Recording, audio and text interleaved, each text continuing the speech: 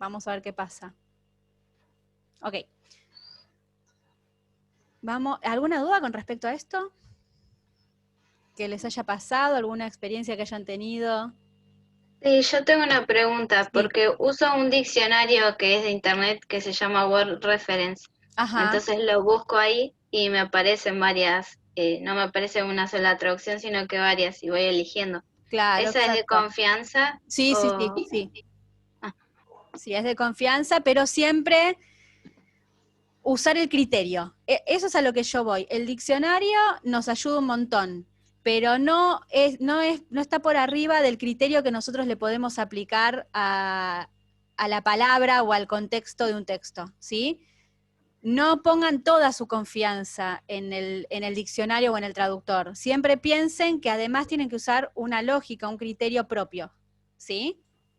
A eso me refiero con esto. Bien. Vamos a los tiempos verbales. Yo acá puse tiempos verbales que van a encontrar que son los más comunes en un texto académico. Presente simple, presente continuo, que no es tan usado, ¿sí? No es tan usado. Presente perfecto, pasado simple, pasado perfecto y el futuro, con will. En este caso, el presente simple lo vamos a usar para hablar en lo que es textos académicos, ¿no? Verdades fácticas. Es decir, cuando hablamos de hechos, ¿sí? Que son verdades universales, digamos. Por ejemplo, si yo digo que el agua hierve a los 100 grados, es una verdad universal. Uso el presente simple. So, in that case, we are going to say the following. Water boils at 100 degrees or grades.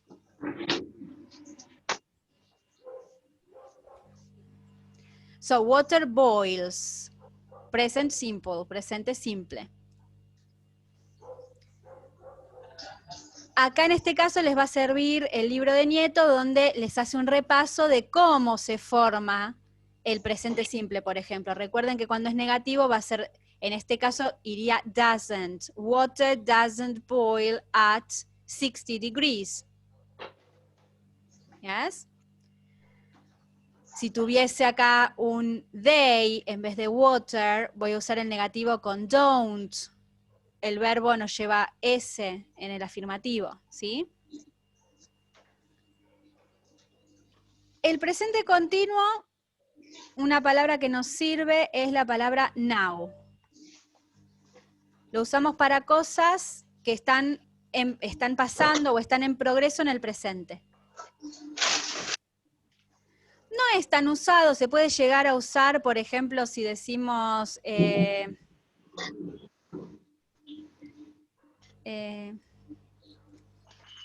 some scientists are also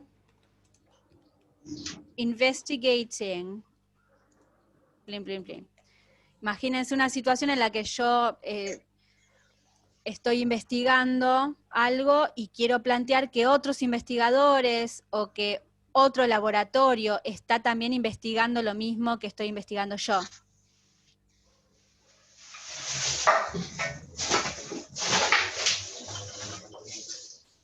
Present perfect. Lo voy a resumir con consequences. Consecuencias o cosas que empezaron en el pasado y que tienen una consecuencia en el presente. Por ejemplo, 30 women have been injected with, I don't know.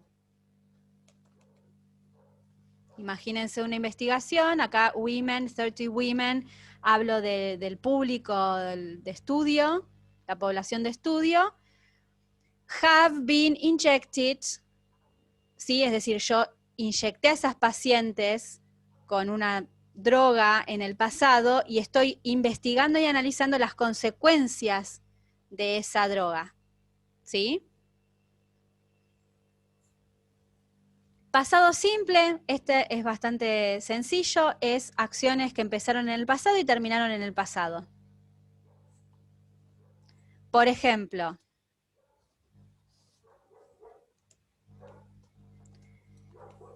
the results showed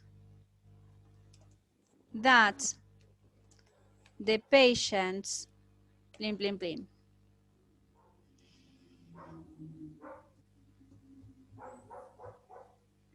Generalmente tenemos en el pasado simple una time reference.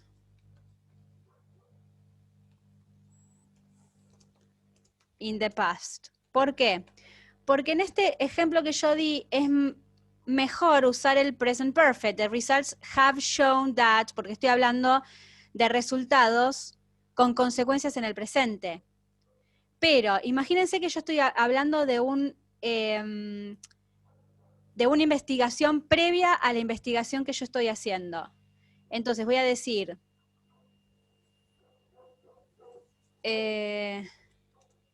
in 2010, the results showed that patients, entonces yo acá ya tengo una referencia al pasado, entonces uso el pasado. El pasado perfecto es un tiempo que va un tiempo atrás del pasado. Es decir, yo tengo una referencia en el pasado y el pasado perfecto es un pasado anterior. ¿Sí? Lo podemos resumir con before the past, antes del pasado.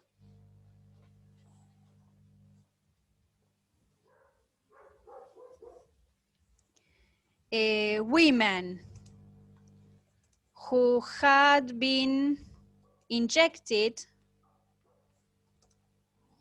showed an increase in blood pressure. So here we have a past. Tenemos un pasado que es lo que mostraron las mujeres que habían sido inyectadas. Entonces las mujeres que habían sido inyectadas mostraron un incremento en la presión corporal o en la presión sanguínea. ¿Sí? Entonces esto, primero las mujeres fueron inyectadas y después mostraron el incremento en la presión, el aumento en la presión arterial. ¿Sí? Y el will future lo vamos a usar para predictions. Estas predictions en los textos académicos, bueno, no sé, se puse. Tenemos un montón de predictions en textos académicos. ¿Por qué? Porque las investigaciones nunca se terminan. Puede haber resultados, pero en general nunca son concluyentes. Siempre se necesita más investigación.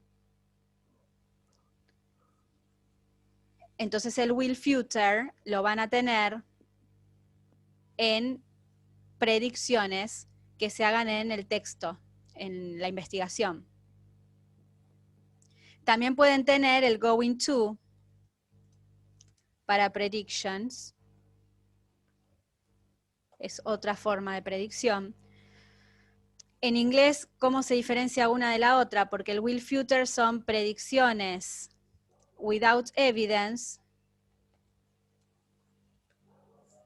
sin evidencia, y going to predictions with evidence.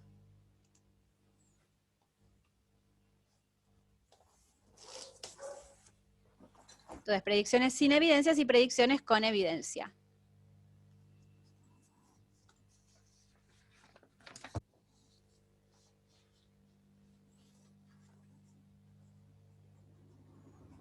¿Alguna duda con respecto a esto? ¿Cómo sería un ejemplo del último? ¿Del going to? Sí.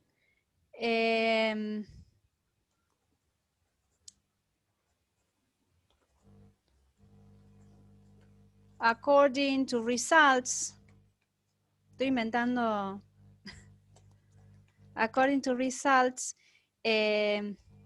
patients are going to suffer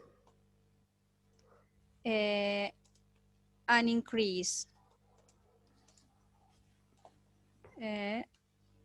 in their blood pressure, for example. ¿Por qué uso going to? Porque estoy hablando que es de acuerdo a los resultados. Yo me estoy basando en los resultados. Entonces yo puedo decir que estos resultados me dan evidencia de que esto va a pasar.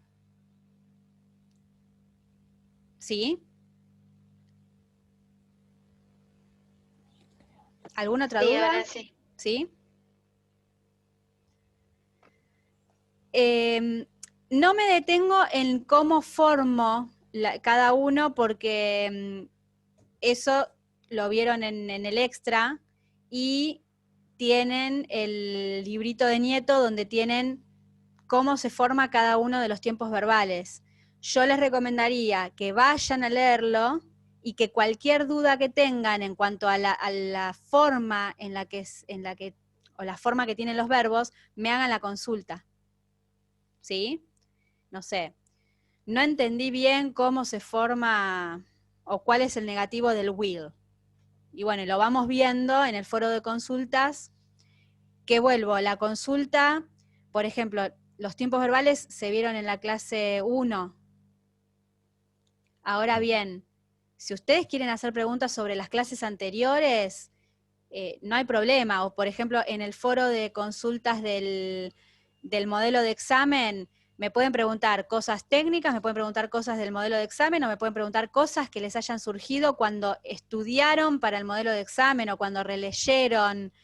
Yo no tengo ningún problema de contestar dudas que no sean específicamente de esa clase, ¿sí? ¿Hasta acá bien? Sí, sí. Sí. Good. Vamos a conectores. Bueno, acá tienen, esperen a ver si puedo agrandarlo un poquito. Hasta ahí. A ver si se... Bueno, así como les dije que el contexto es externo, fuera del texto, y les dije que hay un contexto dentro del texto, yo necesito darle una coherencia a ese texto, ¿sí?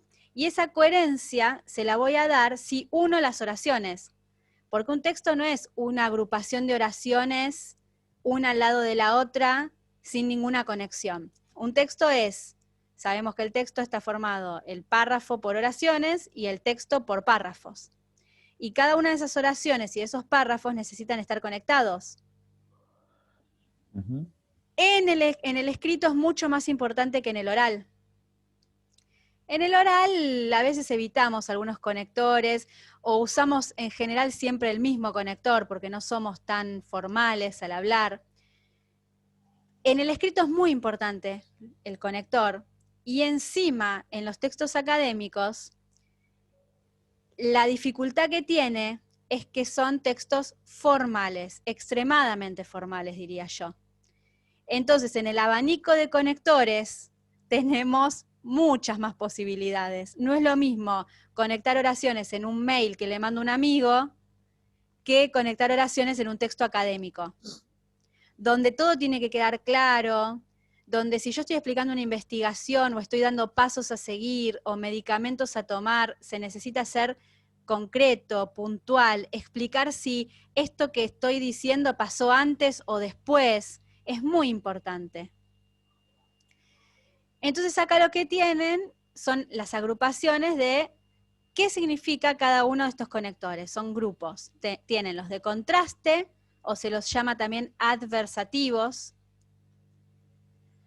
Y acá tienen todo el grupo de conectores de contraste. Contrasto la idea A con la idea B. Tienen, por ejemplo, on the one hand, on the other hand, que es por un lado, por el otro lado, however, despite, in spite of, nevertheless, the former, the later, although, but, que acá no, creo que no está but, pero but es uno también. Y presten atención porque también en algunas tareas no sé puntualmente quién, ni tampoco sé si es de las comisiones de las que pertenecen ustedes, pero muchos en la tarea me marcaron el conector, qué clase de conector era, pero no contrastaron o no compararon las ideas. No me dijeron que unía ese conector. Quizás está bueno que vayan de nuevo a esa tarea, se fijen si lo hicieron, y si no lo hicieron, lo hagan, porque en los parciales se va a pedir, bueno, este but es un conector de contraste. ¿Qué está contrastando? ¿Qué ideas está contrastando? ¿Sí? Sí. Por ejemplo, si yo digo, in the morning I had a shower, but I didn't wash my hair. ¿Qué ideas estoy contrastando con ese but? Bueno, el hecho que me duché y el hecho de que no me lavé el pelo. Estoy contrastando esas dos ideas. Si yo me duché y además me lavé el pelo, no voy a poner un but, ahí tengo que poner un and, porque estoy agregando información. Eso sería un conector de adición. Estoy agregando, adicionando información. A más B. Y acá tienen todos. Furthermore, moreover, what is more, not only but also, in addition. Fíjense que en castellano, bueno, y en inglés, en la parte oral, ¿cómo agregamos ideas? Siempre con el y o el and. Por eso digo, el oral es más simple, digamos. Si quiero agregar ideas en una carta a un amigo, ¿le voy a poner furthermore? No. Estos conectores son re formales. ¿Sí? Voy a usar el and. O a lo sumo, acá tengo what is more. En una carta voy a poner what's more. De todos estos conectores, el más informal es ese. El resto es muy formal. Después tienen de comparación, whereas, while, unlike, likewise, in comparison, by comparison. Tengan cuidado con el while, porque el while aparece en comparación, pero además es un conector de tiempo. While significa mientras. Entonces, si yo digo, my sister is tall while I am short, ahí ese while es de comparación, porque estoy comparando la altura de mi hermana con la mía. Ahora, si yo digo, while I was having a shower, the telephone rang, ahí es un conector de tiempo, porque lo que estoy diciendo es mientras me duchaba, sonó el teléfono. Tengan cuidado con eso. Cuando aparece el while, tengo que prestar atención. ¿Qué está comparando o está haciendo una secuencia, indicándome una secuencia? En el caso de secuencia, bueno, tienen since, in the end, at the end, then, yes. While, acá aparece while también, finally, firstly, secondly, todo lo que tiene que ver con la secuencia primero, segundo, tercero.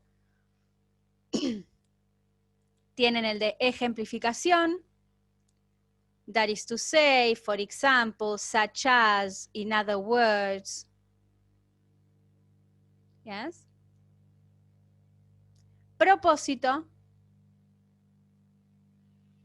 So that, in order to, so as to. Resultado, conclusión. So, hence, consequently, thus. ¿Qué usamos en el oral mucho? El so. Este es el más usado en el oral. En el escrito y más en un texto académico tenemos todas estas posibilidades. Therefore. Y después tenemos causa. el por qué, la razón, digamos, causa o razón. Because, because of, following, given that, due to, que es debido a, owing to, since. As, que no está acá, pero el as también es de causa, es ya que. In the light of se usa mucho en textos académicos.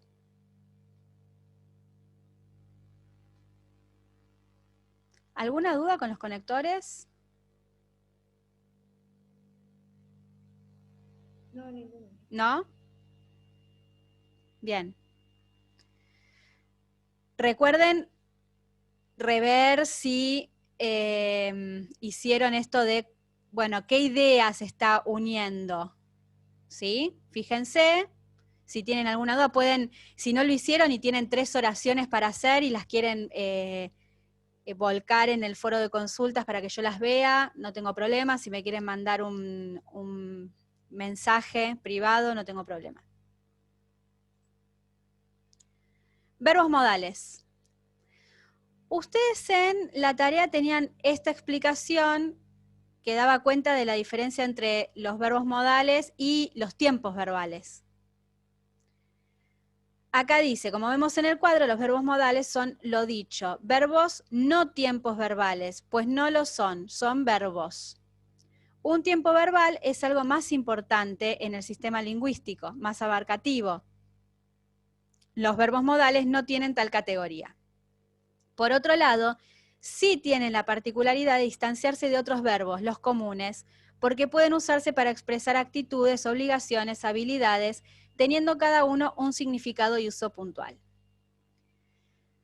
Los verbos modales entonces no son tiempos verbales, son verbos, pero se separan de los verbos comunes porque indican y acompañan muchas veces a esos verbos. Por ejemplo, déjenme anotar acá, voy a anotar ahí. ¿Se ve? Por ejemplo, si yo digo, I swim every day, ahí estoy diciendo, nado todos los días. ¿Sí?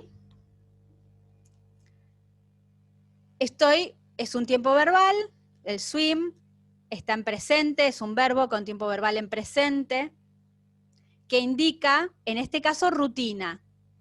Acuérdense que yo, cuando expliqué el presente simple, no les dije rutina, porque en los textos académicos en general no se usa como rutina, sino para hechos fácticos, para verdades absolutas o verdades universales. Pero también lo puedo usar para las rutinas. En este caso, en el ejemplo que les di, es una rutina. I swim every day.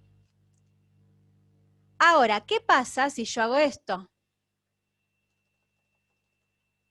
Saco el swim, pongo el can. I can swim. Ahí ya no estoy hablando de rutina. Estoy hablando de una habilidad que tengo. Fíjense cómo una sola palabra cambió ese verbo swim, que pasó de ser una rutina a ser una habilidad. Y ya no les estoy diciendo cuándo lo hago, sino que les estoy diciendo que lo puedo hacer. ¿Sí? Ahora, otra diferencia. Si yo quiero negarlo en presente simple, voy a decir I don't swim every day. Uso el auxiliar. Ahora, con un verbo modal, no uso auxiliar porque los verbos modales se niegan a sí mismos, digamos. I can't swim es el negativo de can. ¿Sí? Acá lo que implica es la falta de habilidad. No tengo esa habilidad. Entonces no se pueden decir que son tiempos verbales porque no lo son. ¿Son verbos? Sí, son verbos. Pero necesitan, no puedo decir que son como los verbos comunes, porque los verbos comunes pueden sobrevivir solos, pero los verbos modales no, necesitan de un verbo común. ¿Sí?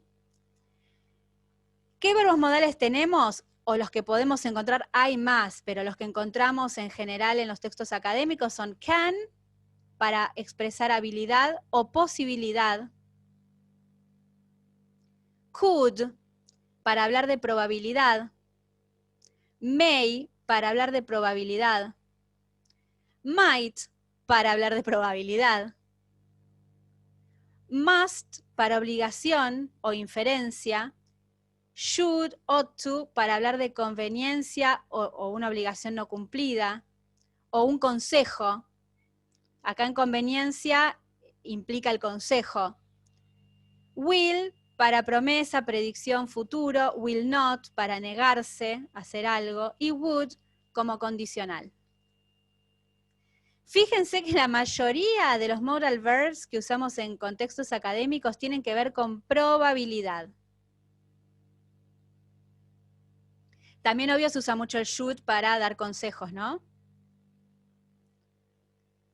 Ahora, esto que yo digo, que se usa mucho el modal verb para probabilidad, tiene que ver con el concepto de hedging.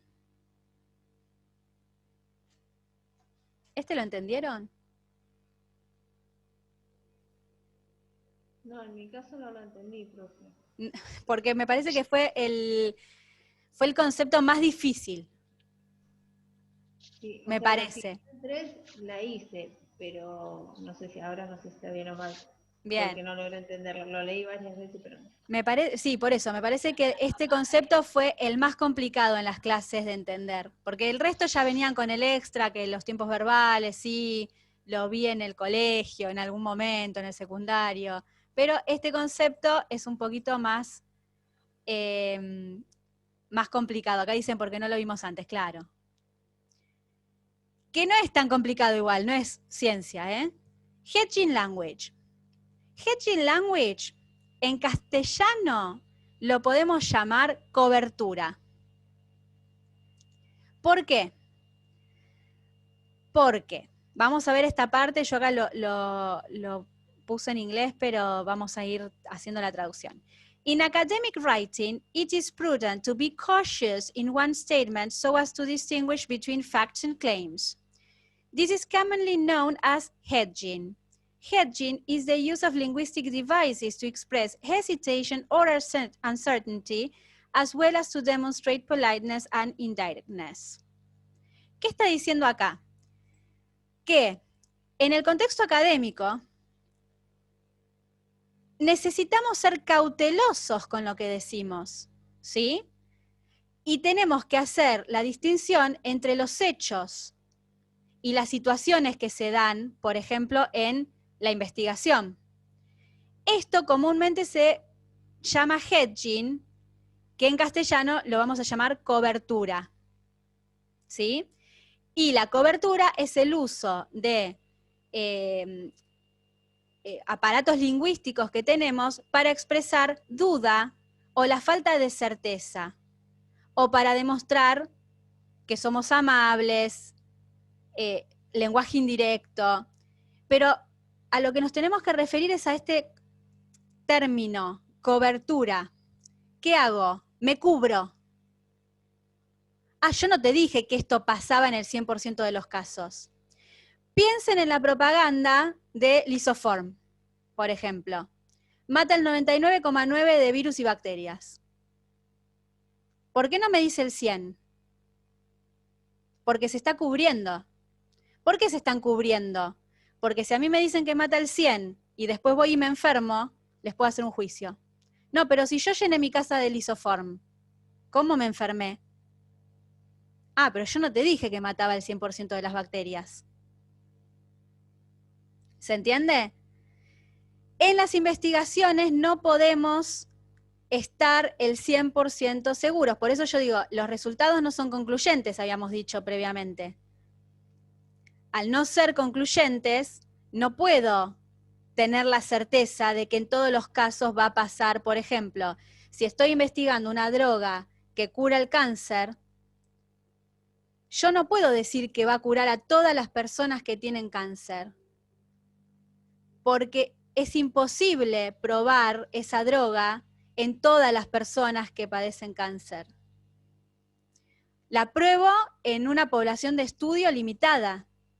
Entonces yo digo, bueno, le aplicamos esta droga a 100 personas que padecían cáncer y se curaron.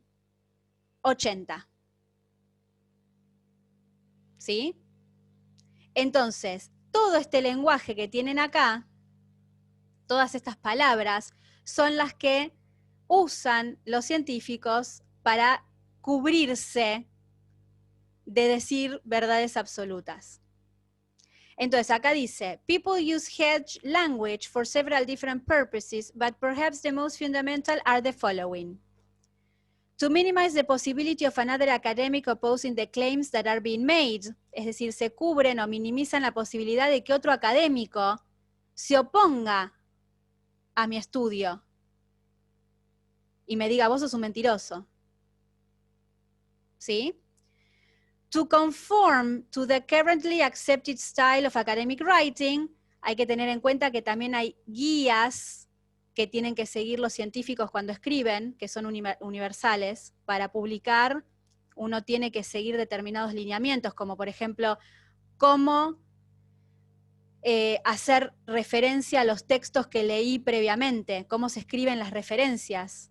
Hay guías universales con respecto a eso.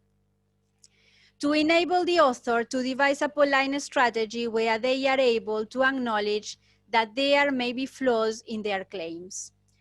Es para hacer que el autor, es decir, de manera amable o con estrategias amables, el autor lo que hace es cubrirse por posibles flaws, son errores. Se cubre ante esos errores que pueda haber en su investigación. ¿Cuál es el hedging language? Tienen certainly, usually, seems, probability, probable, appears, it tends to, suggest, probable, often.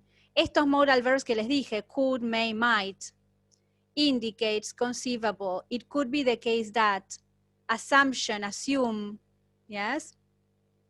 It is widely agreed that one possible explanation is a belief, or I believe, or we believe. Yo acá, a ver si se los puedo compartir, busqué así un texto al azar en una página de papers. Y, por ejemplo, si yo les pido que den ejemplos de hedging, no digo que casi todo es hedging, pero miren esto. ¿Están viendo el paper? ¿Sí? Bacterial exposure has been identified as potential environmental risk factor in developing celiac disease, a hereditary autoimmune-like condition that affects about 1 in 70 Australians. Ahí yo ya encontré 2 casos de hedging. ¿Por qué? Porque acá me habla de potential y acá me dice about. No puedo decir que aseverar que 1 en 70 australianos padecen esta enfermedad. Digo, bueno, más o menos. About.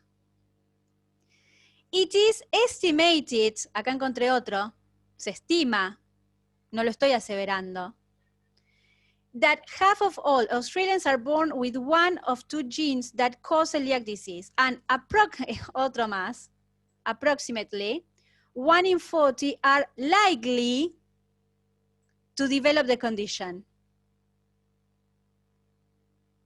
Fíjense que acá estoy diciendo que aproximadamente 1 en 40 tienen posibilidad, es decir, no asevero ni cuántas personas, ni asevero, es decir, digo que es posible que la padezcan, pero no digo que la van a padecer.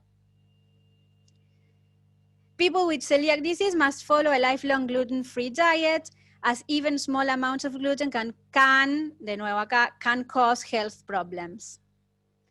While environmental factors are known to trigger celiac disease in those with the genetic predisposition, exactly how that works has remained unclear. Acá también, tampoco saben eso. Entonces, fíjense que en un pedacito de un paper agarrado al azar, fue el primero que encontré, todas las instancias de hedging que tenemos. Conclusión, no podemos dejar hedging de lado, porque está en nada. Cada 3 palabras tienen una instancia de hedging. ¿Sí?